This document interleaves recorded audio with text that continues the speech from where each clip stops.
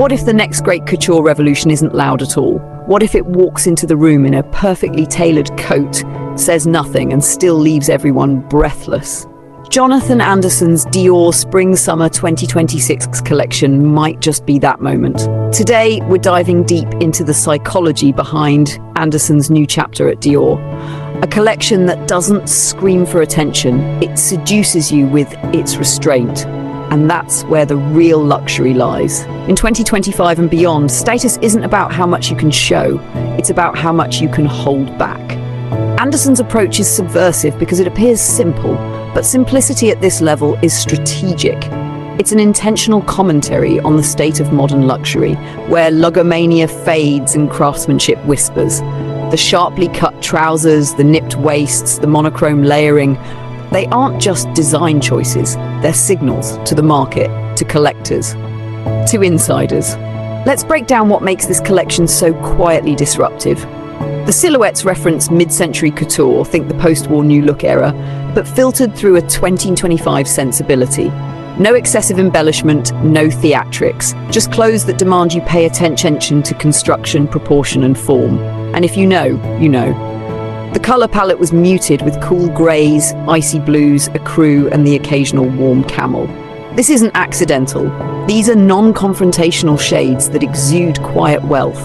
They're psychologically proven to signal stability, control, and understated power, the very qualities Oldmoney wardrobes have relied on for generations. The standout was the structural overcoats paired with delicate jersey tops and tailored Bermudas. This balance between softness and structure plays with gender codes, tradition, and expectation.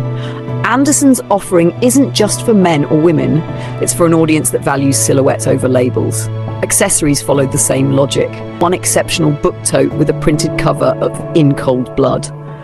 A nod to Capote's high society archives, and a coded reference to the darker undercurrents beneath polished exteriors. And here's what makes this collection genius. It sells quietness in a market addicted to noise. Anderson isn't chasing the TikTok audience. He's speaking to collectors, legacy clients, and the growing demographic of luxury consumers who are tired of trend cycles and seek permanence.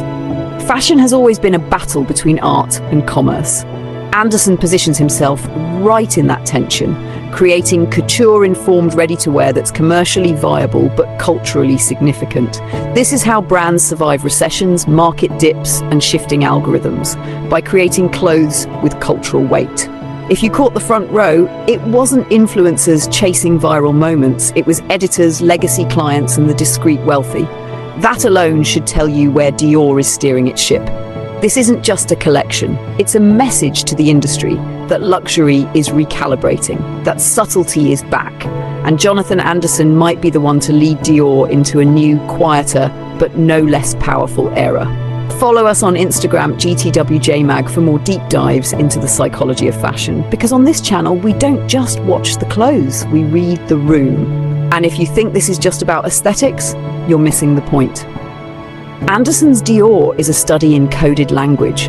Every hemline, every muted hue, every minimalist accessory is a calculated act of status signaling for 2025's new elite.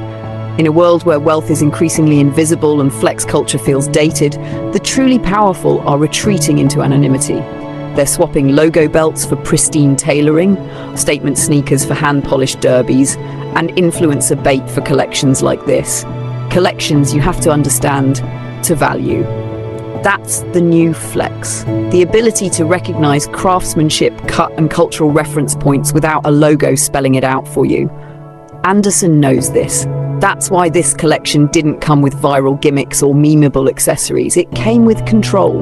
The confidence to let the clothes speak softly, because in the rooms that matter, the loudest person is rarely the most powerful. It's a rejection of performative trend dressing and a subtle embrace of old-world tailoring codes for a genderless, modern client. And those book totes? One printed with In Cold Blood, another with vintage travel ephemera. Anderson's way of reminding us that luxury isn't about logos, it's about storytelling. Objects that mean something and say something to those who can decipher the message. This isn't mass market, it's not even about broad appeal. It's couture psychology dressed as ready to wear. A A collection designed to separate those who buy fashion from those who buy meaning. And that's why I think Dior under Jonathan Anderson is one of the smartest moves the house has made in years. Because while other brands chase the algorithm, Anderson is building legacy. If you love this kind of deep, unapologetically nerdy fashion breakdown, subscribe, because here at GTWJ, we don't just talk about clothes. We unpack the power plays behind them. Follow at GTWJ Mag on Instagram for daily drops of fashion psychology, show analysis, and what's really happening inside the rooms most people will never see. And trust me, you'll want to be part of that conversation.